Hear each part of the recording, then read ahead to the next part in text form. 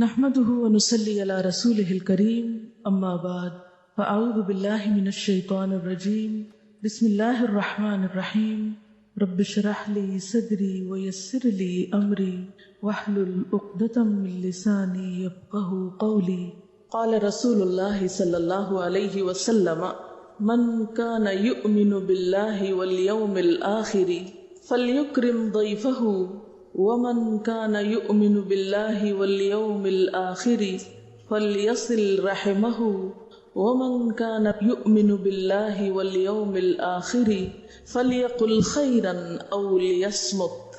رسول اللہ صلی اللہ علیہ وسلم نے فرمایا، جو اللہ اور یوم آخرت پر ایمان رکھتا ہے اسے چاہیے کہ اپنے مہمان کی عزت کرے، اور جو اللہ اور یوم آخرت پر ایمان رکھتا ہے اسے چاہیے کہ صلہ رحمی کرے، اور جو اللہ اور یوم آخرت پر ایمان رکھتا ہے اسے چاہیے کہ بھلی بات کہے یا خاموش رہے۔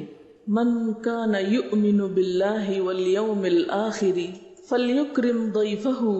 میرا سوال آپ سے یہ ہے کہ مہمان کی عزت کا تعلق ایمان سے کیسے ہو گیا؟ مہمان کی عزت ایمان کا حصہ کیوں ہے؟ اکرام ضیف ایمان سے کیوں ریلیٹ کر دیا؟ یعنی اس کو ایمان کے ساتھ کیوں ملا دیا گیا؟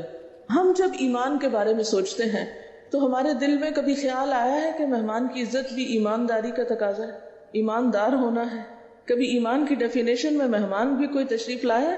پہلی بات یہ کہ ایمان کی جو ڈیفینیشن ہے اس حوالے سے میرے سے بات کیجیے۔ ایمان کس کو کہتے ہیں؟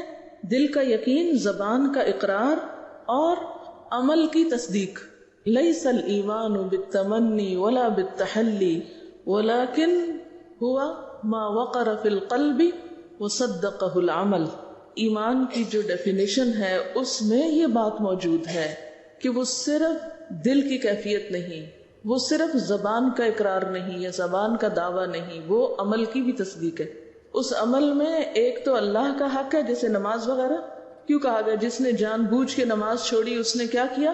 کفر کیا، ایمان کے مخالف عمل کیا۔ اور اسی طرح جس نے مثلاً حج نہیں کیا اور اس کو حج کرنے کا خیال بھی نہیں آیا اور اس کے دل میں کوئی تڑپ بھی نہیں آئی، تو اس کے لیے کیا ہے؟ چاہے تو عیسائی ہو کے مرے، چاہے یہودی ہو کے مرے۔ تو جو عبادات ہے حقوق اللہ، ان کی نفی کیا ہے اصل میں؟ ایمان کی مخالفت۔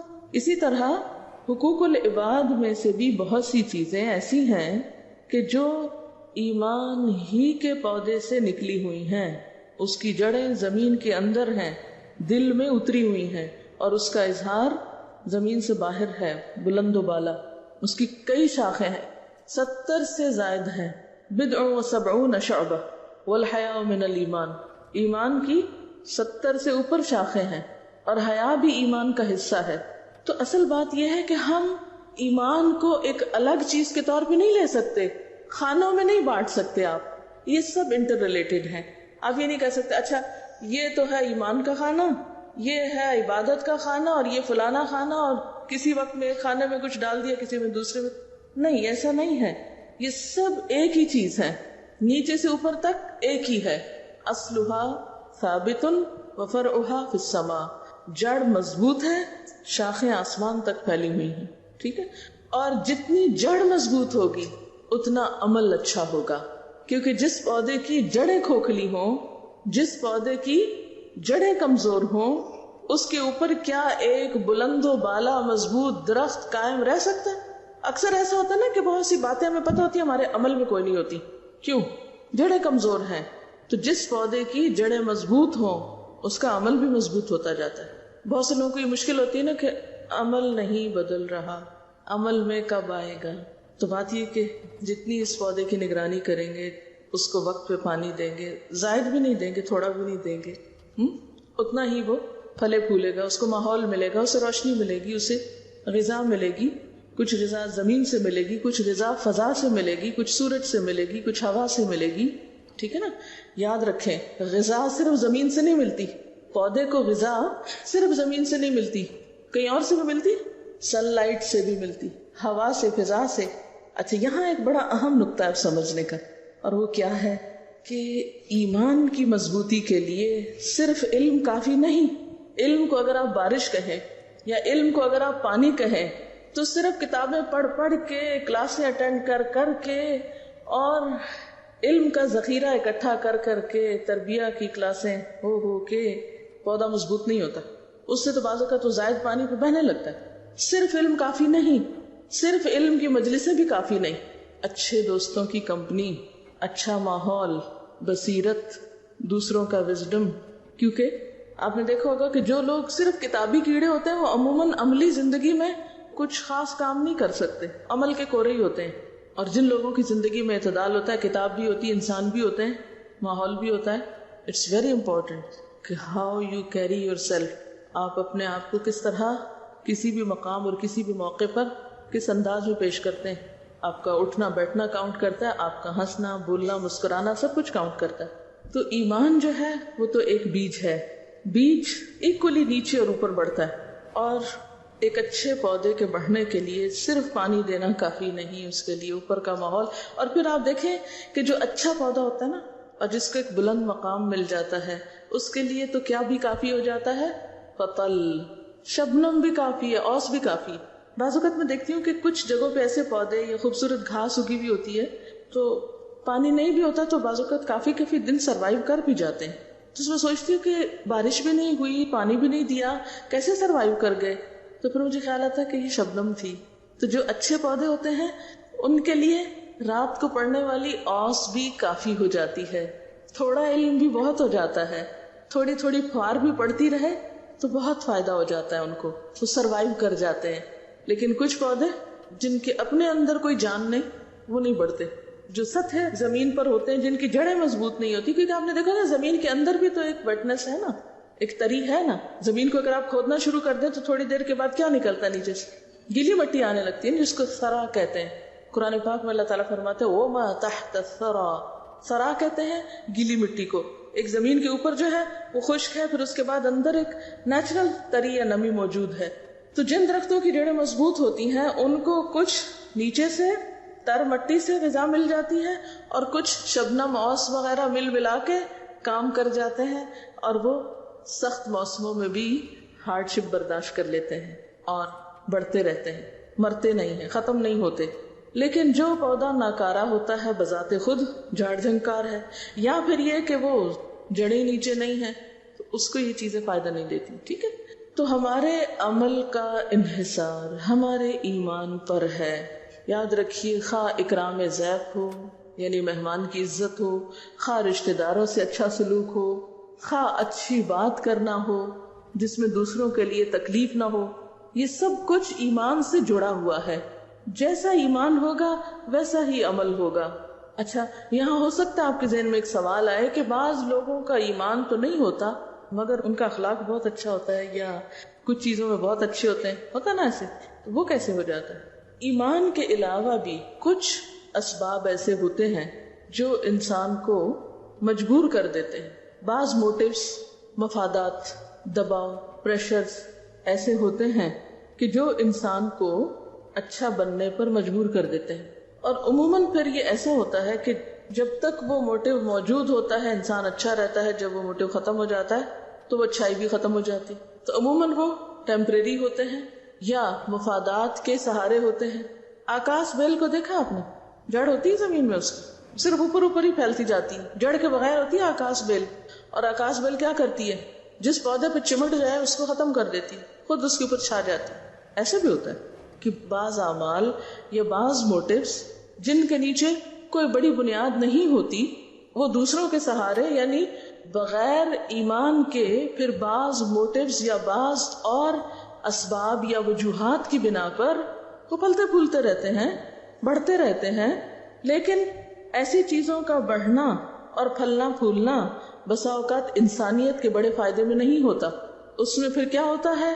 ضرورت پڑے تو دوسروں کا خون نچوڑنا بھی ہوتا ہے نا. ایسی اقوام، ایسی مثالیں دنیا میں ہے نا، کہ جن کے پاس ایمان تو درست نہیں، بظاہر بڑا خوبصورت اخلاق ہے، لیکن جہاں ان کے مفادات ہوتے ہیں، ضرورت پڑتی ہے ان کو، تو وہ دوسروں کا خون چوسنے سے، ان کو نقصان پہنچانے سے بھی گریز نہیں کرتے، صرف مفادات ہی پر جیتے. جیسے اہل کتاب کے بارے میں قرآن پاک میں آتا ہے کہ الا بحبل من اللہ او بحبل من الناس. ایک تو ہے کہ اللہ سے تعلق درست کر لیں یا پھر انسانوں سے تعلق درست کر لیں. ایک پودے کو بڑھنے پھلنے کے لیے ایک تو اس کا ذریعہ کیا ہے کہ اس کی جڑیں ہوں اچھی مضبوط، اور دوسرا پھر وہ کسی اور پودے کے ساتھ، آکاش بیل زمین پہ نہیں پھیل سکتی، ٹھیک ہے نا؟ تو اسلام ہمیں آکاش بیل کی طرح بڑھنا نہیں سکھاتا، اور نہ آکاش بیل جیسا اخلاق سکھاتا ہے۔ اس طرح تو آپ نے دیکھا ہوگا کہ جوہڑ میں بھی کچھ پھول اگے ہوئے ہوتے ہیں، کمل کا پھول، اس کی جڑیں کہاں ہوتی ہیں؟ پانی میں ہی ہوتی ہیں، اوپر ہی ہوتی ہیں، سطحی ہوتی ہیں، اندر نہیں ہوتی۔ تو گویا گندی جگہوں پر بھی پھول اگ سکتے ہیں۔ ایمان کے بغیر بھی بسا اوقات بظاہر وقتی طور پر اچھے اخلاق کے مظاہرے ہو سکتے ہیں، لیکن عموماً ایسی چیزیں انسانیت کے بڑے فائدے کے لیے نہیں ہوتی۔ جو کام اللہ کی خاطر ہوتا ہے اس میں انسان کے اندر کوئی لالچ نہیں ہوتا، اس میں انسان کسی سے صلہ نہیں چاہتا، انسان یک طرفہ نیکی کرتا چلا جاتا، اس کی نیکی کی رفتار میں کمی نہیں آتی۔ دوسرا کچھ بھی کرے وہ اپنی طرف سے نہیں چھوڑتا نیکی کرنا۔ جب آپ بدلے میں نیکی کر رہے ہوتے ہیں ایمان کے بغیر، ایک نیکی ہوتی ہے نا اللہ کی خاطر نیکی، اور ایک ہوتی ہے کسی مفاد کی خاطر نیکی، کہ میں فلاں سے ایسا کروں گا، فلاں کے ساتھ اچھا کروں گا تو میرا فلاں کام بن جائے گا۔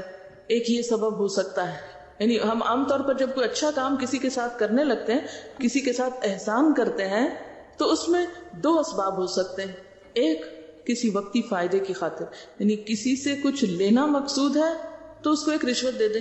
رشوت کا یہ کانسیپٹ ہے، آپ اچھے اخلاق کی رشوت دے رہے ہیں، کس لیے؟ کہ پیچھے آپ کا کوئی مفاد چھپا ہوا ہے، آپ کی کچھ غرض ہے۔ اگر وہ غرض پوری ہو جائے تو آپ بھی اچھے رہتے ہیں، اور اگر آپ کو مفاد حاصل نہیں ہوا، آپ کا مقصد پورا نہیں ہوا، آپ کی غرض پر زد پڑی، تو پھر آپ نے بھی اچھائی کو خیر بات کہہ دیا۔ ٹیمپریری، وقتی، سطحی، کسی مفاد سے منسلک، بس عارضی، ٹھیک ہے۔ اور دوسری نیکی کیا ہوتی ہے، یا نیکی کی دوسری قسم کون سی ہے؟ کہ جو بے غرض ہو، جس کے پیچھے اللہ کی رضا ہو، جس کا صلہ اور جس کی جزا انسان اللہ سے چاہتا ہو۔ ایسی نیکی کیسے ہوتی ہے؟ مضبوط، پائیدار، جسے کوئی ہلا نہیں سکتا، جس سے انسان کبھی نہیں رکتا حتیٰ کہ اس کی موت آ جاتی، کہ مجھے تو کرنا ہے، اللہ کی خاطر کرنا ہے۔ ایسے لوگ پھر اپنے کیے کا نہ تو احسان جتاتے ہیں اور نہ کر کے ضائع کرتے ہیں اس کو۔ پھر جیسے قرآن پاک میں آتا ہے، لا تبطلوا صدقاتکم بالمن والاذی، اپنے صدقوں کو، صدقہ کیا ہے؟ ہر نیکی صدقہ ہے۔ اگر صدقے کا ایک آسان مفہوم لیا جائے تو ہر نیکی صدقہ ہے۔ کل معروف صدقہ، حدیث میں آتا ہے، یہ میری ڈیفینیشن نہیں ہے، خود ساختہ۔ کل معروف صدقہ، ہر نیکی کا کام صدقہ شمار ہوتا ہے۔ تو لا تبطلوا صدقاتکم بالمن والاذی، اپنے صدقات کو، اپنی نیکیوں کو احسان جتا کے، دکھ دے کے ضائع نہ کرو۔ کالذی ينفق مالہ رئاء الناس، اس شخص کی طرح جو اپنا مال ریاکاری میں خرچ کرتا ہے، دکھاوے کے لیے بس کرتا ہے۔ اب یہاں پر آپ دیکھیں کہ جتنی بھی نیکیاں، ان کو جب ایمان سے جوڑا گیا تو اس کا مطلب یہ کہ وہ اللہ کی خاطر ہو گئی۔ اب اس میں دوسرے سے صلے کی توقع نہیں رکھنی، اور اس میں پھر ہم ڈسکریمنیشن بھی نہیں کریں گے۔ پھر ہمارا پسندیدہ چاہنے والا انسان مہمان بن کے آئے یا ہمارا انتہائی ناپسندیدہ انسان، کیا کریں گے ہم؟ کچھ بہت فرق نہیں کریں گے۔ ایک تو نا قدرتی جذبات کا ایک فرق ہوتا ہے، کسی کے آنے کا آپ کو بہت انتظار ہوتا ہے، اس کے آنے پر ایک دلی خوشی ہوتی ہے، ایک ایسی کیفیت ہوتی ہے کہ انسان کے بس میں نہیں ہوتی، وہ تو ایک نیچرل سی بات ہے، اس میں کوئی پکڑ نہیں ہے اور نہ کوئی اس میں ناپسندیدگی ہے۔ اور ایک انسان کا آنا آپ کے دل پر بھاری ہوتا ہے۔ مثلا بہت سے لوگوں کو سسرال کی آمد یا سسرالی رشتہ داروں کی آمد بڑی بھاری لگتی۔ مثلا میکے سے کوئی آ جائے تو سر آنکھوں پر، سسرال سے کوئی آ جائے تو ناک منہ چڑھانے لگتے، کہیں ناک ہے کہیں آنکھیں، رویوں کا فرق آ جاتا ہے۔ اب کیا ہے کہ جو اللہ کی خاطر کرنے والا ہے اس کے رویے میں نہیں فرق آئے گا، چاہے اس کا دل نہیں بھی مان رہا، چاہے اس کو نہیں بھی اندر سے خوشی، لیکن وہ احسان کی جو ظاہری صورت ہے، نیکی کا جو ایک معیار ہے، اس سے نیچے نہیں اترے گا، کیونکہ اس کے اخلاق کو زیب نہیں دیتا کہ وہ اس سے نیچے اترے۔ چاہے اس کے ساتھ کسی نے، مثلا ایک اور جگہ پر آتا ہے نا کہ اگر کوئی کسی کے یہاں مہمان ٹھہرے اور وہ اس کی عزت نہ کرے، اور اتفاق سے اگر وہ ایسا شخص جواباً کبھی آپ کا مہمان ٹھہرے تو آپ اس کے ساتھ وہ نہیں کریں گے جو اس نے کیا۔ ایسے میں انسان پھر اخلاق کے اسی اعلیٰ معیار پہ رہتا ہے، پھر وہ اپنی نیکی کے موقع کو نہیں گنواتا، وہ کہتا کوئی بات نہیں، اس کا اخلاق اس کے ساتھ، میرا اخلاق میرے ساتھ، اس نے کیا اپنے لیے، مجھے کرنا اپنے لیے۔ تو یہ ہے معنی اس کا کہ من کان یؤمن باللہ، جس نے اللہ کو مضبوط پکڑا ہوا ہے، جو اللہ کی خاطر نیکی کرنے والا ہے، اسے چاہیے کہ مہمان کی عزت کرے، یعنی ہر حال میں عزت کرے، چاہے مہمان نے اس کی عزت کی ہو یا نہ کی ہو اس سے پہلے۔ اور یہاں پر آپ دیکھیں صرف اللہ پر ایمان نہیں ہے، یوم آخرت کی بات بھی ساتھ ہے، اور جو یوم آخرت پر ایمان رکھتا ہو اسے چاہیے کہ رشتہ داروں کے ساتھ جوڑ کے رکھے۔ یصل کا لفظ کس سے ہے؟ وصل سے۔ جب ہم اس کا ترجمہ کر دیتے نا صلہ رحمی کرے، وہ اتنا بڑا سا لفظ ہے کہ ہم سوچتے نہیں کیا کہہ رہے ہیں، تو اس لیے میں بہت سمپل ترجمہ اس کا کروں گی۔ چاہیے کہ رشتہ داروں سے جوڑ کے رکھے، بنا کے رکھے، کاٹ کے نہیں رکھے، جوڑ کے رکھے۔ خواہ رشتہ دار اس کے ساتھ نہ بھی اچھا کرے، کیونکہ آپ صلی اللہ علیہ وسلم نے کیا فرمایا کہ لیس الواصل بالمکافات، بدلے کے طور پہ اچھا سلوک کرنے والا دراصل صلہ رحمی نہیں کرتا۔ یہ صلہ رحمی نہیں ہوتی کہ جو اچھا ہے اس کے ساتھ آپ اچھے ہیں۔ اصل صلہ رحمی کون کرتا ہے کہ جو مجھ سے کٹے میں اس سے جڑوں، جو آگے بڑھ کر جوڑنے کی کوشش کرتا ہے۔ وَمَنْ كَانَ يُؤْمِنُ بِاللَّهِ وَالْيَوْمِ الْآخِرِ فَلْيَقُلْ خَيْرًا أَوْ لِيَصْمُتْ۔ اب سوال یہ پیدا ہوتا ہے کہ ایک طرف مہمان کی بات ہوئی، دوسری طرف رشتہ دار کی بات ہوئی، اور ساتھ ہی پھر اچھی گفتگو اور اچھی کلام کی بات ہوئی۔ کیوں؟ اس لیے کہ عموماً ہماری گفتگو مہمانوں اور رشتہ داروں کے بارے میں کیا ہوتی ہے؟ ہماری گفتگو کا معیار کہاں آ کے گرتا ہے؟ انہی دو کے بارے میں زیادہ نیگیٹو گفتگو ہوتی ہے۔ کوئی گھر میں آ جائے، جانے تو دو اس کو، پھر سب مل جل کے بعد میں اس کی کیسی خبر لیں گے؟ بہت مشکل ہوتا ہے نا کہ کسی کے جانے کے بعد اس کی تکلیفوں یا اس کی طرف سے پہنچنے والے کسی بھی نقصان کو انسان ڈسکس نہ کرے۔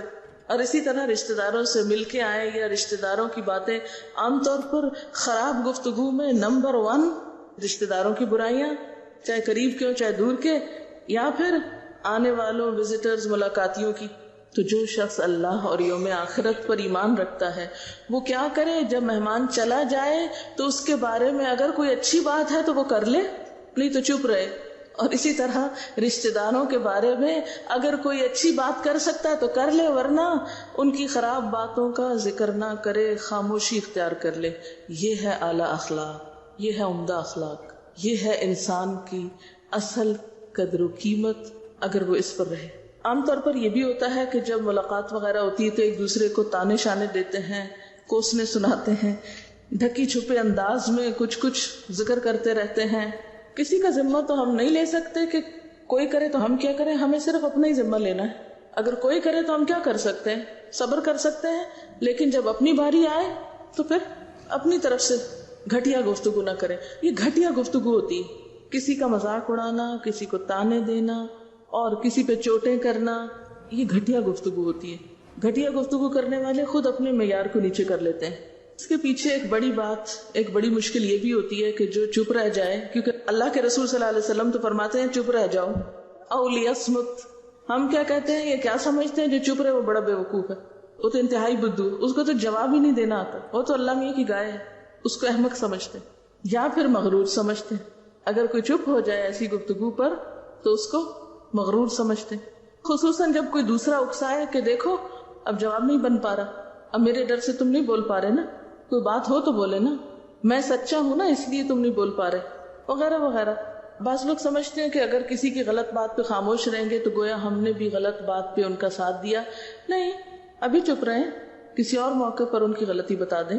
یعنی چپ رہنے کا مطلب یہ نہیں ہے کہ اگر کوئی غلط کام کر رہا ہے تو آپ اس کی غلطی نہیں بتائیں۔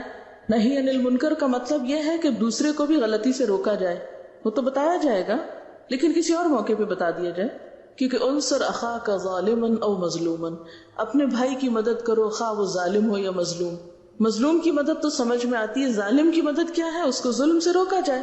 اچھا، ظلم سے روکنا یہ نہیں کہ جب کوئی چیخنے چلانے لگے، شور مچانے لگے تو آپ اس کے منہ پہ ہاتھ رکھ دیں، وہ تو آپ کا ہاتھ بھی توڑ دے گا۔ اس وقت نہیں، کسی اور وقت میں جب وہ سننے کے لائق ہو، جب وہ سن لے، جب اس کا کچھ فائدہ ہو جائے۔ اب سوال یہ ہے کہ اکرام ضیف کا مطلب کیا ہے، مہمان نوازی کا مطلب کیا ہے؟ مثلا زندگی میں بہت سے مواقع ایسے آتے ہیں، کبھی بیماری ہوتی ہے، کبھی گھر میں کوئی شادی وغیرہ کا پروگرام ہے تو اس میں مصروفیت ہے، کبھی بچوں کے امتحان ہیں، کبھی آپ خود پڑھ رہے ہیں، کبھی کوئی اور مشغولیت ہے آپ کی، تو اب آپ مہمانوں کو اس طرح اٹینڈ نہیں کر سکتے جس طرح آپ پہلے مثلا کیا کرتے تھے۔ تو اس سلسلے میں یہ سمجھنا بے حد ضروری ہے کہ اکرام کا مطلب کیا ہے، عزت دینے کا مطلب کیا ہے۔ عزت دینے میں پہلی بات تو یہ کہ ان کے آنے پر ناگواری کا احساس نہ ہو. جیسے ہم عام طور پہ کہتے ہیں مہمان بلائے جان. اب یہ جملہ جو ہے کوئی اسلامی اخلاقی جملہ نہیں ہے، یعنی کسی کو بلائے جان کہہ کے پکارنا. چاہے آپ کے دل میں کوئی مشکل پریشانی یا تکلیف ہے بھی، اپنے منہ سے ایسی باتیں نہ نکالیں. تو اکرام میں پہلی بات تو یہ ہے کہ دوسرے کے پیچھے یا آنے پر یا سامنے ناک بو نہ چڑھائیں. آپ اچھے طریقے سے دوسرے پہ واضح کر سکتے ہیں، معذرت کر سکتے ہیں، ایکسپلین کر سکتے ہیں اپنی پریشانی یا مجبوری یا کوئی بھی چیز جو آپ کے لیے رکاوٹ بنی ہوئی ہے دوسرے کو ٹائم دینے میں یا اس کے ساتھ بہت اچھا معاملہ کرنے میں، تو آپ اس پر واضح کر سکتے ہیں. یعنی بد اخلاقی سے پیش نہ آئیں، بدتمیزی نہ کریں، بیزاری کا اظہار نہ کریں، اور اسی طرح ناروا گفتگو نہ کریں، جو خاص طور پر اس حدیث کے آخر میں آتی ہے بات. دوسری طرف آپ دیکھیں کہ مہمان نوازی میں یہ بھی تو آتا ہے نا کہ مہمان کا حق 3 دن تک ہوتا ہے، جس میں پہلا دن تو انعام کا دن ہے، یعنی پہلے 3 دن ایک طرح سے انعام کا ہے، اور اس کے بعد وہ شخص بالکل گھر والوں کی طرح ہو جائے گا. اس کے مطلب نہیں گھر والوں کی طرح ہو جائے تو اس کے ساتھ اس کی بے عزتی بے شک شروع کر دیں، نہیں، یا لڑائی شروع کر دیں. مطلب یہ ہے کہ جیسے عام اپنے گھر میں عام طور پر آپ لوگ مل جل کر رہتے ہیں، اسی طرح ان کے ساتھ مل جل کر رہیں. اسی طرح قرآن پاک میں ہمیں یہ تعلیم دی گئی ہے کہ اگر آپ کسی کو اٹینڈ نہ کر سکتے ہوں اور اس کو آپ بتا دیں تو اسلامکلی آپ کے اوپر کوئی گناہ نہیں ہوگا اور وہ مہمان کی تکریم کے خلاف نہیں ہوگا. وَإِذَا قِيلَ لَكُمُ ارْجِعُوا فَارْجِعُوا هُوَ أَزْكَىٰ لَكُمْ. جب تم سے کہا جائے کہ واپس چلے جاؤ تو واپس چلے جاؤ، وہ تمہارے لیے زیادہ پاکیزہ بات ہے، زیادہ بہتر ہے، بجائے اس کے کہ جھجک میں نہ بتاؤ دوسرے کو کہ تم اس وقت کس مصروفیت میں ہو اور پھر اس کو توجہ بھی نہ دو اور پھر تعلقات خراب ہوں. تو اس سے بہتر ہے کہ اس کو بتا دو.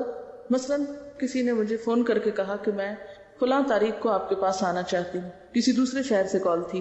میں نے کہا میں اس تاریخ کو یہاں نہیں ہوں گی، آپ اس کے بعد کوئی تاریخ طے کر لیں پھر آپ آ جائیں. کیا مجھے نہیں کہنا چاہیے تھا؟ نہیں. میں کہتی ہائے اس نے پہلی دفعہ آنے کا کہا ہے تو میں اب اسے کیسے نہ کروں، تو میں اپنا پروگرام کینسل کر دوں. کیسے کینسل کر سکتی ہوں جبکہ میرے پروگرام کے ساتھ اور سینکڑوں لوگوں کا پروگرام بندھا ہوا ہے. تو مجھے صاف واضح لفظوں میں دوسرے کو بتا دینا چاہیے کہ فلاں تاریخ کو میری یہ مشغولیت ہے، میں معذرت خواہ ہوں کہ اس تاریخ کو میں آپ کو اٹینڈ نہیں کر سکوں گی، آپ اپنا پروگرام اس کے بعد رکھ لیجیے. کیا اسلام نے ہمیں یہ نہیں سکھایا کہ دوسروں کے گھر جانے سے پہلے کیا کرو؟ اجازت لو. یعنی آپ کسی دوسرے شہر سے آ رہے ہو، نہ آپ نے اطلاع دی، نہ آپ نے اجازت لی، نہ آپ نے پوچھا، تو آپ نے دوسرے کو ایک آزمائش میں مبتلا کر دیا. اور خصوصاً اگر کوئی شخص ایسا ہے کہ جس کی اور بہت سی ذمہ داریاں ہیں گھر کے علاوہ بھی. ایک تو یہ نہیں کہ عام طور پر گھر میں خواتین ہوتی ہیں، چلے آ بھی گئے تو کوئی بات نہیں. اسی طرح کیا منع نہیں کیا گیا کہ عین کھانے کے وقت کسی کے گھر میں نہ داخل ہو؟ یہ بھی تو اسلامی اخلاق ہے نا. اجازت لے کر جانا ضروری ہے. پھر ایسے وقت میں نہ جہاں اللہ یہ کہ ایمرجنسی ہو، تو پھر ایمرجنسیز کو تو سب ایک دوسرے کے ساتھ ڈیل کرتے ہیں. ایمرجنسیز میں تو سب ایک دوسرے کی رعایت رکھتے ہیں. جو کو خدا نخواستہ بیمار ہو گیا، کسی کو مدد چاہیے، کسی کو کوئی ایسا مشورہ کرنا ہے، یا آپ ایک گھر میں رہتے ہیں تو اس میں آپ کا کھلا عام میل جول ہے، تو وہ اس میں ہر وقت اجازت کی ضرورت نہیں ہوتی. لیکن اگر آپ کسی دوسرے علاقے سے، دوسرے شہر سے، دوسرے ملک سے آ رہے ہیں تو دوسرے کی رعایت رکھ کے جانا ہوگا. اکرام کا مطلب یہ نہیں ہے کہ آپ صرف فضول فالتو بیکار باتیں کیے جائیں بیٹھے رہیں، پھر ہر تھوڑی دیر کے بعد پوچھے اچھا اور کیا حال چال ہے. یہ تو اپنا بھی وقت ضائع کرنا اور دوسروں کا بھی ضائع کرنا ہے، ٹھیک ہے نا. تو اس میں آسان طریقے سے. اور پھر یہ ہے کہ اگر آپ اپنے اوقات مقرر کریں گے تو دوسروں کو بھی پتہ چل جائے گا کہ آپ کے اوقات کیا ہیں. مثلا ہماری ایک اسٹوڈنٹ تھی، تو انہوں نے اپنی روٹین بتائی کہ ہمارے سب رشتہ داروں کو، دوستوں عزیزوں سب کو پتا ہے کہ ہم رات 9 بجے کے بعد سو جاتے ہیں. شروع میں لوگوں نے مائنڈ کیا، پھر سب کو پتا چل گیا، اب سب ہمارا بلکہ احترام کرتے ہیں کہ ہاں اس کے بعد ان کے گھر نہیں جانا. میرا خیال ہے بعض اوقات ہم خود بھی دوسرے پہ واضح نہیں کرتے کہ ہماری مصروفیت کیا ہے، تو اس سے مس انڈرسٹینڈنگ ہوتی. کیونکہ جب آپ ان کے ساتھ بیٹھے ہیں، آپ ان سے ان کے حال پوچھئے، ان کو اپنا حال بتائیے، وہ کیا کرتے ہیں اس میں دلچسپی لیجیے، اور اس کے ساتھ آپ اپنے حالات ان پر رکھیے کہ آپ پڑھ رہے ہیں، آپ کو پڑھنے کا کتنا فائدہ ہو رہا ہے اور کیا سیکھ رہے ہیں. اپنی مشغولیات، اپنی دلچسپیاں ان کے سامنے ذکر کریں تو انشاءاللہ تعالی ایک انڈرسٹینڈنگ ڈیولپ ہوگی. قرآن پاک کی ایک آیت ہے کہ یا ایھا الذین آمنوا قولوا قولا سدیدا یصلح لکم اعمالکم ویغفر لکم ذنوبکم. اے لوگو جو ایمان لائے ہو، کیا کرو؟ قولوا قولا سدیدا، درست بات کیا کرو، سیدھی بات کیا کرو، اسٹریٹ فارورڈ رہا کرو. اللہ تمہارے حالات کی اصلاح کر دے گا اور تمہارے گناہوں پہ معافی کا پردہ ڈال دے گا. ہم بات سیدھی نہیں کرتے بعض اوقات، ہماری بہت سی مشکلات وہاں سے شروع ہوتی ہیں جب ہماری باتوں میں الجھن ہوتی ہے، ہمارے دل میں کچھ ہوتا ہے، ہماری زبان پہ کچھ ہوتا ہے، نہ ہم صاف گوئی سے کام لیتے ہیں، نہ سچی بات کرتے ہیں، اور نہ ہی کھل کے کسی کو اپنا مسئلہ بتاتے ہیں یا اس کے ساتھ شیئر کرتے ہیں. اس سے پھر بہت سی مشکلات پیدا ہوتی ہیں. صحابہ کرام کی اگر زندگی کے حالات پڑھیں تو سب سے بڑی چیز جو مجھے اٹریکٹ کرتی ہے ان کی زندگیوں میں ایک سادگی، اور یہ سادگی صرف یہ نہیں کہ سادہ کپڑے پہننا سادگی ہوتا ہے، گفتگو میں، معاملے میں، اور ان کا اسٹریٹ فارورڈ ہونا، سیدھی بات کرنا. ہم لوگ سیدھی بات نہیں کرتے، اس سے بہت سی مشکلات پیدا ہوتی ہیں. چند ایک باتیں میں آپ کو بتا دیتی ہوں کہ مثلاً کیا چیزیں ہو سکتی ہیں. مہمان کی عزت میں جن چیزوں سے بچنا چاہیے، نمبر 1 تو تنگ دلی ہے، کہ دل تنگ ہونے لگے، اب یہ آ گئے ہیں، اب ان کو کھانا کھلانا پڑے گا، ہمارا بجٹ الٹ جائے گا، یا یہ ہے کہ ہمارا وقت ضائع ہو جائے گا. اسی قسم کی کوئی بھی چیز یعنی دل کی تنگی، اس سے بچنا چاہیے. نمبر 2 بے رخی، پرواہ نہ کرنا. بعض لوگوں کا حال یہ ہوتا ہے کہ آپ کے سامنے کھانا بھی لا کے رکھ دیں گے، آپ کو بستر بھی بہت اچھا دے دیں گے، لیکن نہ آپ کے پاس بیٹھیں گے اور نہ سیدھے منہ بات کریں گے. انسان کو ایسا محسوس ہوتا ہے جیسے کوئی چور بن کے داخل ہوا کہیں، کوئی مجرم ہے. پھر اسی طرح سرد مہری، اس سے بھی بچنا چاہیے، یعنی پاس بیٹھے بھی ہوں گے تو بات نہیں کریں گے. کس طرح؟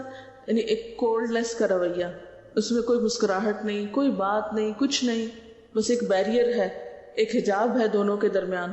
اسی طرح ماتھے پہ بل ڈال کے بات کرنا، منہ موڑ کے بات کرنا، یہ سب چیزیں دوسرے کی بے عزتی میں شامل ہیں، اکرام ضیف کے خلاف ہیں. تو کرنا کیا چاہیے؟ وہ کام جس سے دوسرا راحت محسوس کرے، خندہ پیشانی سے پیش آنا، خوش اخلاقی سے. پھر اسی طرح یہ کہ کھانے پینے کا اپنی حیثیت کے مطابق انتظام کرنا. عام طور پہ ہمارے ہاں اپنی شان یا اپنا نام بڑھانے کے لیے بعض اوقات مہمان کو بیمار کیا جاتا ہے، یعنی اتنے کھانے پکا کے رکھیں گے. ایک دفعہ کہیں جانا ہوا میرا تو انہوں نے بہت سارے کھانے پکا کے رکھے تھے. میں نے ان سے پوچھا یہ کھانا پکانے میں آپ کو کتنا وقت لگا؟ کہنے لگی 3 دن لگے. میں نے وہیں ہاتھ روک لیا، میں نے کہا اس میں سے پتہ نہیں کیا کچھ باسی ہے، اور میں اگر باسی چیز ذرا بھی کھا لوں تو مجھے تکلیف ہو جاتی. اب میرے لیے یہ معمہ تھا کہ اس میں سے فریش کیا ہوگا جو آج ہی پکا ہوگا، چاہے وہ تھوڑا سا ہی کیوں نہ ہو، تو صرف میں وہ لے لوں. میرے لیے وہ جو ڈھیر تھا کھانوں کا، وہ میرے اوپر ایسے تھا جیسے کوئی چیز میرے اوپر آ رہی ہے، وہ دیکھنا بھی برداشت نہیں ہو رہا تھا. یعنی بعض اوقات ہم اکرام یا عزت دینا کس کو سمجھتے ہیں کہ رنگا رنگ کی چیزوں سے میز بھر دی جائے، اتنا کچھ پکایا جائے، چاہے 3 دن لگے، فریج فریزر میں باسی کر کر کے رکھا جائے، پھر اس کو اوپر ٹاپنگ کر کے سجا کے اپنی شان و شوکت کا مظاہرہ کیا جائے، چاہے دوسرا بیمار پڑ جائے یا دوسرا ایک بوجھ تلے دب جائے یا ایک روب میں آ جائے. کیونکہ کوئی بھی چیز جو حد سے بڑی ہوئی ہوتی وہ دوسرے کے لیے خوشی کا سبب نہیں ہوتی، وہ دوسرے کے لیے تکلیف اور پریشانی کا سبب ہو جاتی. تو اکرام میں یا عزت میں ضروری نہیں کہ بہت زیادہ کھانا کھلایا جائے یا رنگا رنگ کے کھانے کھلائے جائیں. اپنی حیثیت کے مطابق جو بھی ہے، جو کچھ بھی ہے، جو میسر ہے. مہمان کے سامنے ایسی باتیں بھی نہیں کرنی چاہیے کہ جس سے اس کو آپ کی بیزاری کی سینس ہو. مثلا وہ آج تو میری ماسی بھی نہیں آئی، اور آج تو فلاں بچہ بھی بیمار ہو گیا اور بڑی مشکل ہوئی، اور یعنی انڈائریکٹلی ایسی گفتگو شروع کر دینا کہ جس سے پتہ چلے کہ آپ کا آنا ہمارے لیے وبال جان ہے. یعنی منہ سے یہ کہنے کی بجائے کہ آپ وبال جان ہیں، ایسی باتیں کہی جائیں کہ دوسرا اپنے آپ کو مجرم سمجھنے لگے کہ وہ یہاں اس نے قدم کیوں رکھا. یہ نہیں ہونا چاہیے. پھر اسی طرح یہ ہے کہ استقبال کرنے میں ہونا کیا چاہیے کہ کوئی آئے، استقبال کرنے کے بعد حال چال پوچھے، بٹھائیں، کھانے کو کچھ ہے تو آفر کریں، جیسے حضرت ابراہیم علیہ السلام نے فرشتوں کو ویلکم کیا، بٹھایا اور کھانا لینے چلے گئے. اور اپنی روایت کے مطابق عربوں میں اس وقت سے روایت ہے کہ بنا ہوا بچڑا جو تھا وہ اٹھا کے لے آئے. بکرا نہیں، بچڑا، نگائے کا بچہ جو بکرے سے بھی بڑا ہوگا، کیونکہ ان کے ہاں مہمان نوازی کا بہترین طریقہ ہی تھا. اور آج تک عربوں میں کسی کو بہت اکرام دینا ہوتا ہے تو وہ، ہمارے تو مرغ مسلم ہوتا ہے تو ان کے ہاں بکرا مسلم ہوتا ہے. بعض اوقات سری جو ہوتی ہے اس میں آنکھیں تک ہوتی ہیں، زبان بھی ہوتی ہے. پچھلی دفعہ جب وہ عمرے پہ گئے تو اجری صاحب کے ایک دوست ہیں تو ریاض سے ان کی فیملی آئی اور انہوں نے کہا کہ آج آپ ہمارے مہمان ہیں. تو وہ کھانا لے کر آئے، اتنے بڑے بڑے ٹرے میں چاول تھے اور چاولوں کے اوپر اسی طرح وہ بکرا رکھا ہوا تھا اور سری بھی تھی اور سری میں آنکھیں اور وہ زبان بھی. اچھا، اب ان کے ہاں مہمان کے اکرام میں یہ کہ خود بھی ساتھ بیٹھتے، ایک ہی ٹرے میں سب کو کھانا ہوتا ہے، اور پھر اصرار بھی بہت زیادہ کرتے. اب میں تو چپ کر کے، جو بچوں نے دیکھا تو خوف زدہ، اب وہ اصرار پہ اصرار کریں کہ تم کھاتے کیوں نہیں. جیسے وہ ابراہیم علیہ السلام نے کہا کہ کیا ہے تمہیں، کھاتے کیوں نہیں ہو؟ اب یہ کہیں کہ کھائیں تو کھائیں کیسے، زبان نظر آ رہی ہو کس طرح کھائیں، دانت تک بھی نہیں نکالتے وہ. ان کا سٹائل یہ دھو لیتے ہیں، کہتے ہیں پاک ہے، اس میں کیا چیز ہے. تو یہ ہے کہ ہر قوم کا مزاج ہوتا ہے نا اپنا کھانے کا. تو ہو سکتا ہے کہ بعض اوقات آپ کسی ایسے شخص کے پاس جائیں جو اپنی طرف سے انتہائی عزت کا معاملہ کر رہا ہو اور آپ کے لیے پریشانی کا سبب ہو. بہرحال اچھا، پھر آپ دیکھیں کہ مہمان کے سامنے کھانا بڑھانا. ابراہیم علیہ السلام نے کیا کیا؟ قربہ الیہم. بعض لوگ لا کے رکھ دیتے ہیں، اس کے بعد نہیں پوچھیں گے آپ کو آپ کھائیں یا نہ کھائیں. ان کا کام پورا ہو گیا، ان کی سجاوٹ مکمل، کیونکہ انہوں نے طریقہ سیکھا ہے کہیں سے میز لگانے کا، وہ انہوں نے ہر چیز اپنی جگہ پہ رکھ دی، پریکٹیکل دوہرا دیا. لیکن اس کے بعد پوچھا نہیں. سنت میں سے ہے قربہ الیہم، چاہے سامنے رکھی ہوئی چیز پھر بھی آگے بڑھائی جائے، اٹھا کے پیش کی جائے. کیونکہ بعضوں کا جب ہم بڑی بڑی میزیں لگا لیتے ہیں اور سب طرف چیزیں بکھری ہوئی ہوتی ہیں، تو اب مہمان بعضوں کا تو خود گھوم کے پھر کے وہ سب کچھ لا بھی نہیں سکتا. تو اگر کوئی ایک آدھ اس میں سے سرو کر رہا ہو، سب مہمانوں کو پیش کر رہا ہو، تو یہ بھی اکرام میں ہوتا ہے، یہ بھی عزت میں سے. پھر اسی طرح یہ ہے کہ اگر کوئی کھانا بنایا جا رہا ہو یا کچھ انتظام کیا جا رہا ہو تو اس کا اظہار نہیں بہت کرنا چاہیے. کتنے برتن کھٹکانے لگے کچن میں جا کے آپ، اور دم دم الماریاں بجائیں یا کچھ نہیں. ابراہیم علیہ السلام جب لانے کے لیے گئے کچھ تو چپکے سے گئے تھے. فراغ الی اہلہ، یعنی دبے پاؤں گئے، مہمانوں کو نہیں پتا چلا کہ کیا لانے جا رہے ہیں. اب ایسا کہ وہ اندر سے آوازیں آ رہی ہوتی ہیں، وہ فریج سے فلان چیز بھی نکال لو اور یہ بھی ڈال لو اور وہ بھی کرو، ایک ہنگامہ ہوتا ہے. تو یہ بھی اخلاق کے منافی چیزیں کہ جو ہے بس خاموشی سے لے آؤ. ان سب چیزوں سے بچنا کیوں ضروری ہے؟ اس لیے کہ مہمان بوجھ محسوس نہ کرے. آپ ڈھیروں چیزیں لا رہے ہیں لیکن انداز اتنا خراب ہے کہ وہ ایک بھی نہ کھا سکے، خوف کا مارا کہ پتہ نہیں اب اندر چیخ پکار ہو رہی تھی، شاید ہمارے ہی آنے پر یہ سب ہو رہا ہے. تو اس چیز سے بھی بچنا چاہیے. کھانے کے لیے جب ہاتھ دھلائیں تو پہلے خود ہاتھ دھو کر دسترخوان پر پہنچیے اور پھر مہمان کے ہاتھ دھلوائیے. امام مالک نے جب یہی عمل کیا تو امام شافعی نے اس کی وجہ پوچھی تو فرمایا کھانے سے پہلے تو میزبان کو پہلے ہاتھ دھونا چاہیے اور دسترخوان پر پہنچ کر مہمان کو خوش آمدید کہنے کے لیے تیار ہو جانا چاہیے، اور کھانے کے بعد مہمانوں کے ہاتھ دھلوانے چاہیے اور سب کے بعد میزبان کو ہاتھ دھونے چاہیے. ہو سکتا ہے اٹھتے اٹھتے کوئی اور آ پہنچے. دسترخوان پر خوردنوش کا سامان اور برتن وغیرہ مہمانوں کی تعداد سے کچھ زیادہ رکھیے. ہو سکتا ہے کہ کھانے کے دوران کوئی اور آ جائے، پھر ان کے لیے انتظام کو دوڑنا بھاگنا پڑے. اور اگر برتن اور سامان پہلے سے موجود ہوگا تو آنے والا بھی سبکی کی بجائے خوشی سے کھانا کھا سکے گا. مہمان کے لیے ایثار سے کام لیجیے، تکلیف اٹھا کر اس کو آرام پہنچائیے. حضرت ابو شرح فرماتے ہیں میری ان 2 آنکھوں نے دیکھا اور 2 کانوں نے سنا جبکہ نبی صلی اللہ علیہ وسلم یہ ہدایت دے رہے تھے جو لوگ اللہ اور یوم آخرت پر ایمان رکھتے ہوں انہیں اپنے مہمانوں کی خاطر تواضع کرنی چاہیے. مہمان کے انعام کا موقع پہلا شب و روز ہے.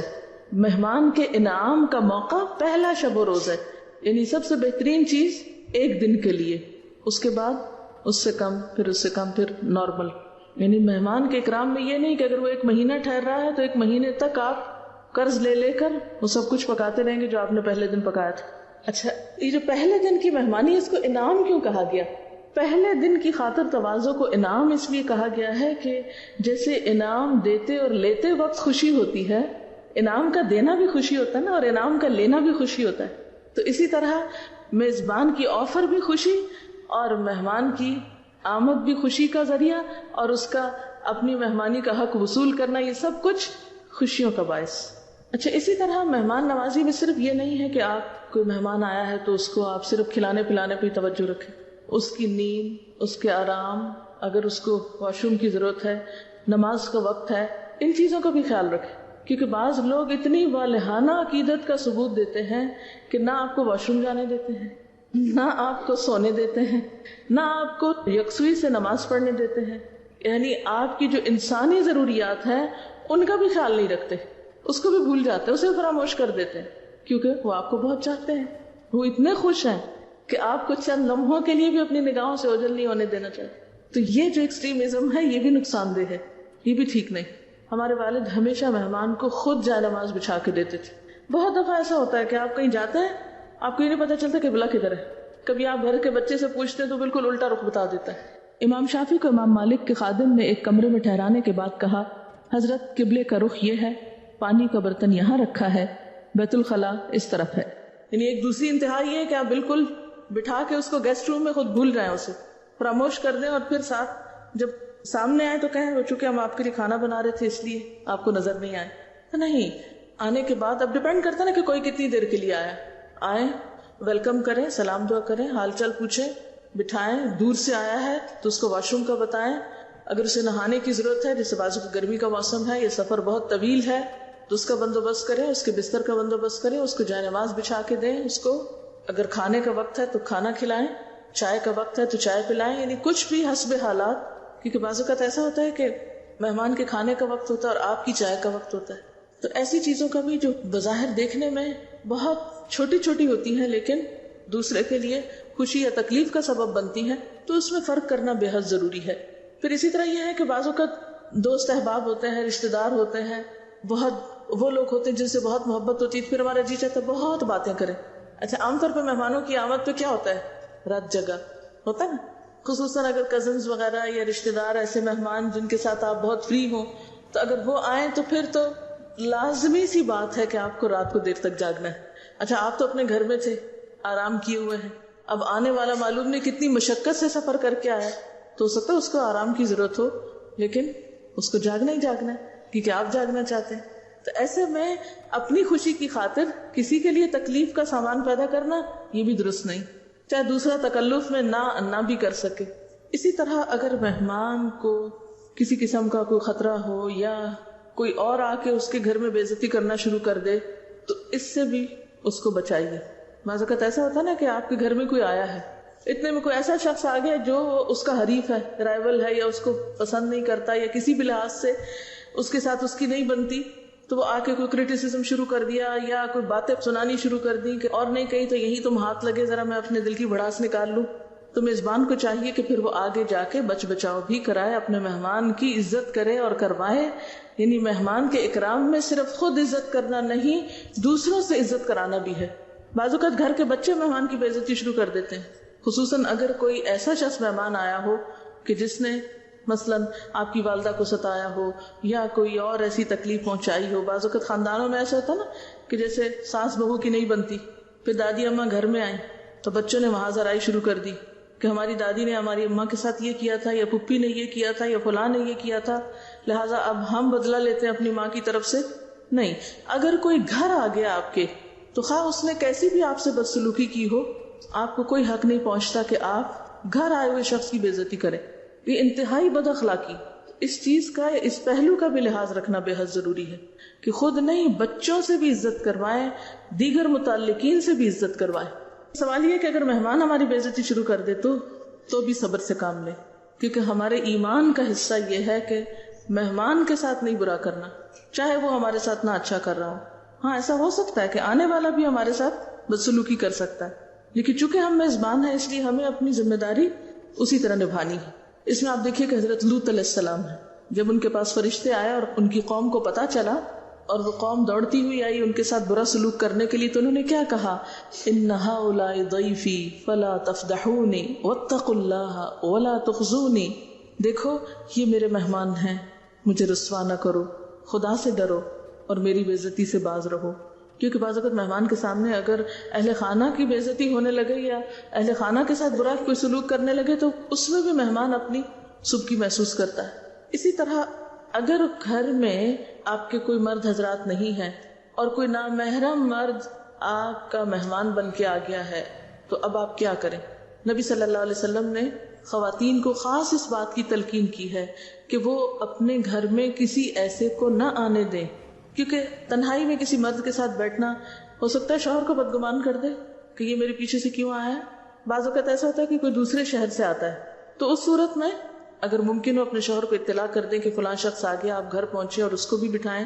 اور ہو سکتا ہے گھر میں بچے وغیرہ بھی ہوں، بالکل آپ تنہا نہ ہوں، لیکن اگر آپ بالکل تنہا ہوں تو اس سے معذرت کر لیں کہ آپ 1 گھنٹے تک آ جائیں. اسی طرح آپ صلی اللہ علیہ وسلم نے خواتین کو خاص تلقین کی ہے کہ عورت اپنے گھر میں کسی ایسے کو نہ آنے دے جس کا آنا شوہر کو پسند نہ ہو.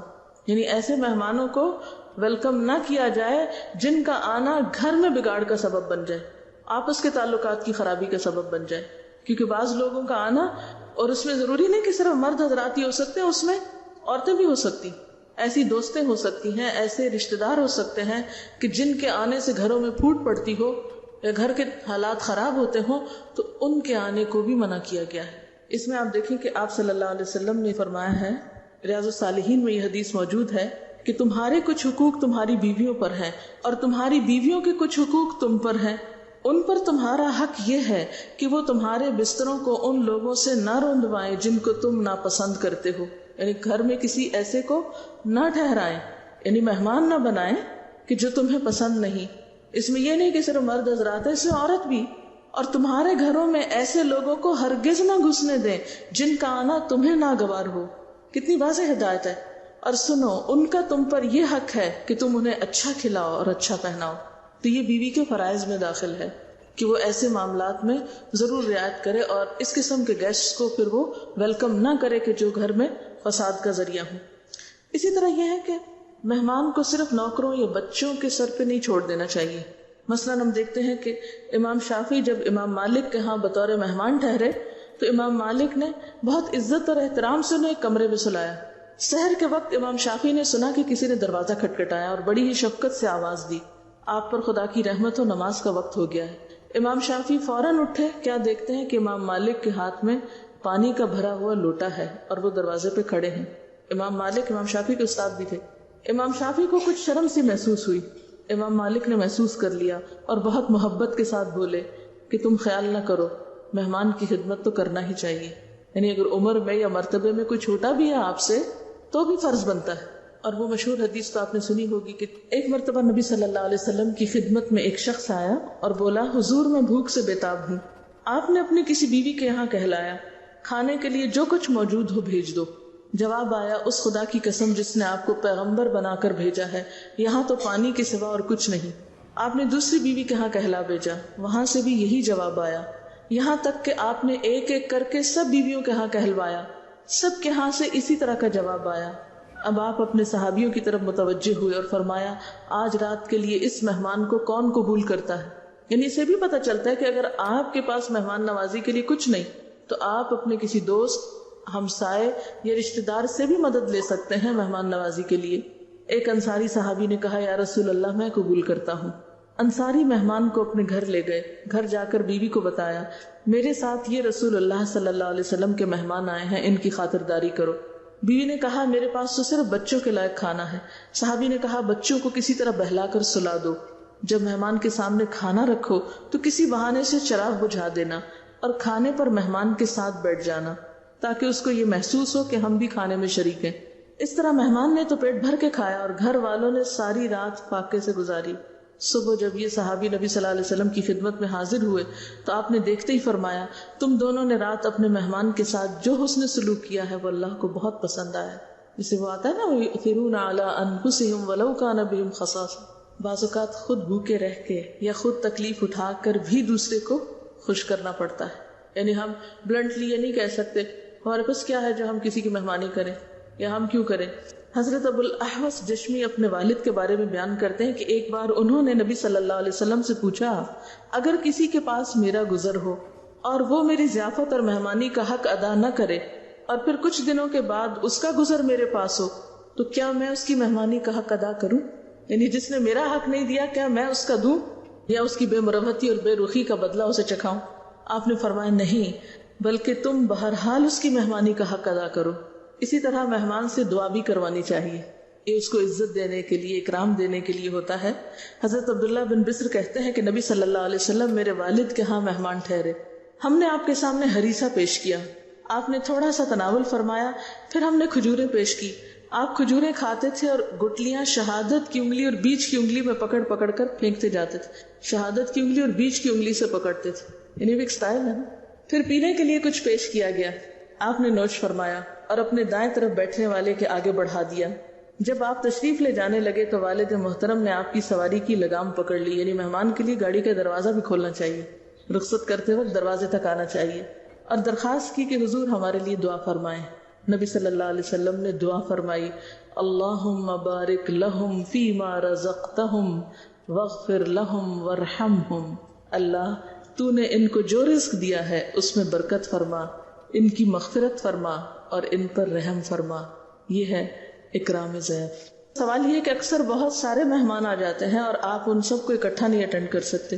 مجھے اس کا تجربہ میری بیٹی کی شادی کے موقع پر ہوا، تو اس میں میرا کام، باقی تو بہت الحمدللہ مددگار تھے، ہیلپر سے بہت سے کام انہوں نے کیے، لیکن میں نے اپنے ذمے جو کام رکھا وہ یہ تھا کہ میں ڈیلیبریٹلی سوچ سمجھ کر شعوری طور پر ہر مہمان کے پاس تھوڑی تھوڑی دیر بیٹھ کر اٹھ رہی تھی۔ جب ایک دفعہ سرکل مکمل کر لیتی پھر دوسری دفعہ شروع کر لیتی۔ اس میں چونکہ میرے سسرال بھی تھے، میکے والے بھی تھے اور لوگ بھی تھے، تو مسلسل میں اسی پر توجہ رکھے ہوئے تھی کہ کوئی رہ نہ جائے جس کے پاس میں نہ بیٹھوں۔ اور پھر اتفاق یہ ہوا کہ بہت رات ہو گئی۔ اب لوگ جب سارے بہت دن کے بعد ملتے ہیں تو آپس میں گپ شپ باتیں شاتیں شروع ہوتی ہیں اور چلتی چلی جاتی، لیکن یہ ہے کہ مجھے یہی تھا کہ سب سے بہترین انٹرٹینمنٹ اس وقت کیا ہے، یعنی اب آف کورس کھانا وغیرہ کھلانے کے بعد کہ اب سب کو ٹائم دیا جائے اور اس میں کوئی ڈسکریمنیشن نہ ہو کہ یہ میرے پیرنٹس اور ان کی فیملی ہے تو ان کے پاس مجھے زیادہ وقت دینا چاہیے اور یہ دوسرے ہیں تو ان کے پاس کم نہیں۔ کوئی بھی جو آیا ہو ہر ایک کے پاس بیٹھا جائے۔ اس میں بس نمازوں کے لیے بیچ میں اٹھتی تھی اور باقی وقت تو اس میں آپ خود شعوری کوشش کریں کہ جتنے بھی لوگ آئے ہیں سب سے کچھ نہ کچھ بات ہو جائے۔ یہ نہیں کہ جو ہمارے پسندیدہ ہیں ان کے ساتھ تو ہم جڑ کے بیٹھ جائیں اور باقی سب کو اگنور کر دیں، یہ نہ ہو۔ اسی طرح مہمانی کے بھی آداب ہیں۔ کسی کے ہاں مہمان جائیں تو حسب حیثیت میزبان یا میزبان کے بچوں کے لیے کچھ تحفے تحائف لیتے جائیں، اور تحفے میں میزبان کے ذوق اور پسند کا لحاظ کیجیے۔ تحفوں اور ہدیوں کے تبادلے سے محبت اور تعلق کے جذبات بڑھتے ہیں اور تحفہ دینے والے کے لیے دل میں گنجائش پیدا ہوتی ہے۔ جس کے ہاں میں مہمان بن کر جائیں کوشش کریں کہ 3 دن سے زیادہ نہ ٹھہریں، الا یہ کہ کوئی خصوصی حالات ہوں اور میزبان ہی شدید اصرار کرے۔ نبی صلی اللہ علیہ وسلم کا ارشاد ہے، مہمان کے لیے جائز نہیں کہ وہ میزبان کے ہاں اتنا ٹھہرے کہ اس کو پریشانی میں مبتلا کر دے۔ صحیح مسلم میں ہے کہ مسلمان کے لیے جائز نہیں کہ وہ اپنے بھائی کے ہاں اتنا ٹھہرے کہ اس کو گناہگار کر دے۔ لوگوں نے کہا، یا رسول اللہ صلی اللہ علیہ وسلم گناہگار کیسے کرے گا؟ فرمایا، اس طرح کہ وہ اس کے پاس اتنا ٹھہرے کہ میزبان کے پاس ضیافت کے لیے کچھ نہ رہے۔ ہمیشہ دوسروں کے ہی مہمان نہ بنیے، دوسروں کو بھی اپنے ہاں آنے کی دعوت دیجیے اور دل کھول کر خاطر تواضع کیجیے۔ مہمانی میں جائیں تو موسم کے لحاظ سے ضروری سامان ساتھ لے جائیے تاکہ میزبان کو تکلیف نہ ہو۔ میزبان کی مصروفیات اور ذمہ داریوں کا بھی لحاظ رکھیے اور اس کا اہتمام کیجیے کہ آپ کی وجہ سے میزبان کی مصروفیات متاثر نہ ہوں اور ذمہ داریوں میں خلل نہ پڑے۔ میزبان سے طرح طرح کے مطالبے نہ کیجیے، وہ آپ کی خاطر مدارت اور دلجوئی کے لیے خود سے جو اہتمام کرے اسی پر میزبان کا شکریہ ادا کیجیے اور اس کو کسی بیجا مشقت میں نہ ڈالیے۔ اگر آپ میزبان کی خواتین کے لیے غیر محرم ہوں تو میزبان کی غیر موجودگی میں بلا وجہ ان سے گفتگو نہ کیجیے، نہ ان کی آپس کی گفتگو پر کان لگائیے، اور اس انداز سے رہیے کہ آپ کی گفتگو اور طرز عمل سے انہیں کوئی پریشانی نہ ہو، اور اسی طرح کسی وقت بے پردگی بھی نہ ہونے پائے۔ اگر کسی وجہ سے آپ میزبان کے ساتھ نہ کھانا چاہیں یا روزے سے ہوں تو نہایت اچھے انداز میں معذرت کریں اور میزبان کے لیے خیر و برکت کی دعا مانگیں۔ جب حضرت ابراہیم علیہ السلام نے آنے والے معزز مہمانوں کے سامنے پرتکلف کھانا رکھا اور وہ ہاتھ کھینچتے ہی رہے تو حضرت نے درخواست کی، آپ حضرات کھاتے کیوں نہیں؟ جواب میں فرشتوں نے حضرت کو تسلی دیتے ہوئے کہا، آپ ناگوار محسوس نہ کریں، دراصل ہم کھا نہیں سکتے، ہم تو صرف آپ کو ایک اچھے لڑکے کی پیدائش کی خوشخبری دینے کو آئے ہیں۔ جب کسی کے ہاں دعوت میں جائیں تو کھانے پینے کے بعد میزبان کے لیے کشادہ روزی، خیر و برکت اور مغفرت اور رحمت کی دعا کیجیے۔ حضرت ابو الحسن نے نبی صلی اللہ علیہ وسلم اور آپ کے صحابہ کرام کی دعوت کی۔ جب لوگ کھانے سے فارغ ہوئے تو آپ نے فرمایا، اپنے بھائی کو صلہ دو۔ صحابہ نے پوچھا، صلہ کیا دیں یا رسول اللہ صلی اللہ علیہ وسلم؟ فرمایا، جب آدمی اپنے بھائی کے ہاں جائے اور وہاں کھائے پیے تو اس کے حق میں خیر و برکت کی دعا کرے، یہ اس کا صلہ ہے۔ نبی صلی اللہ علیہ وسلم ایک بار حضرت سعد بن عبادہ کے ہاں تشریف لے گئے، انہوں نے آپ کو روٹی اور زیتون پیش کیا، آپ نے تناول فرمایا اور یہ دعا کی، افطر عندکم الصائمون واکل طعامکم الابرار وصلت علیکم الملائکہ، تمہارے ہاں روزہ دار روزہ افطار کریں، نیک لوگ تمہارا کھانا کھائیں اور فرشتے تمہارے لیے رحمت اور مغفرت کی دعا کریں۔ وآخر دعوانا ان الحمد للہ رب العالمین۔